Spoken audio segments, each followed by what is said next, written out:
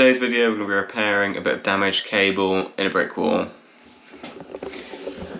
So in one of my previous videos I identified that I've got a bit of damage on this cable somewhere in the wall, and this is actually a dot and dab on block, but I'm not sure if these wires are buried in the brick. They look reasonably deep, so we'll find out. It's quite common that when people find a break in a cable in a brick wall to repair it, they just stick a couple of connector blocks in there and just plaster it straight over. This isn't okay though. You have to have double insulation over any exposed parts. So in this video I'm going to show you how to do it correctly. Just marked out a couple of pencil lines where I'm going to cut out where I think the cables probably go, and just going to be very careful with the chisel. Using one of these, which is a Scotch chisel. You notice the end is all serrated. Just means you get much more accurate cuts and much less damage to the wall than a regular chisel. I'll link these in the description, very useful, and just using a regular hammer because I don't want to be putting too much force through there. Also picked up a jab saw, potentially going to be useful as this is dot and dab on the walls, so it might be more useful to cut plaster. Just chipping this away with the Scotch chisel, and this actually looks like easy fill rather than plaster. So you can see the plasterboard on the right here and on the left. I think this has previously been chased here and someone's just easy filled over, and I can see a bit of scrim tape in there as well, so this might actually be much easier than I thought to expose these cables. Easy fill's a lot softer than plaster or plasterboard, so much easier to work with, and also someone's previously cut out a channel, so I'm just basically cutting out the same channel again. So I've got the easy fill out and exposed these cables, and the problem cable that I know is one that's damaged. I've just stripped the insulation back to see if I can see any damage to the cores, and it doesn't look like it yet. I can still see black all the way down, so I have to carry on this chase right down the wall and just hopefully find the damaged piece.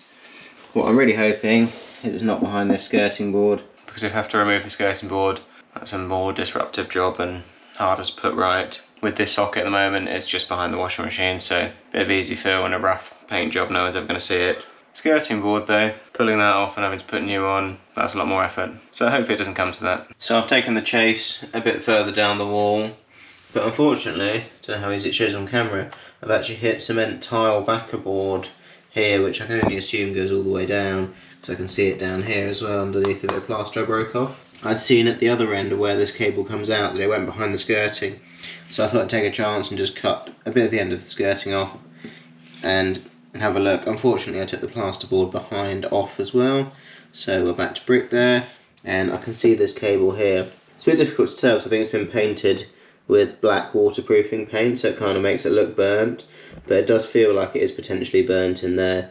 There's particularly like a bit of a lump here. So what I'm going to do is snip the cable somewhere here and test it and try and work out which end has got the problem. Multimeter will be able to tell me if it's this length that goes up here or if it's the one that goes off to the rest of the circuit. So I've got the multimeter on these cores, and I know these are the ones that had the problem before, earth and live, and still got a fault. Whereas when I put them on, this bit of exposed cable here that I've cut that goes back to the rest of the circuit, this is absolutely fine, no readings on that at all. So I know the fault is between here and here. I'm guessing somewhere down here probably, but annoyingly I'm going to have to try and cut out this tile backer board that's behind here and get this cable out, also without damaging this other one that goes through the same spot that I actually do want to keep, because that goes up to those sockets up there and the isolator in this cupboard. So I'm going to very carefully take the multi-tool down here and try and get into this backer board. Found the source of my leak. So this is a bit of twin earth cable, and this black stuff is like a waterproofing paint for dealing with rising damp, and where it doesn't seem to ever quite fully dry, it's eaten through the insulation, and that was causing the short out between live and earth and the R2D2 trip. Wouldn't have expected that, but I guess it's just over years broken down the PVC, and so now I'm going to do a fresh piece.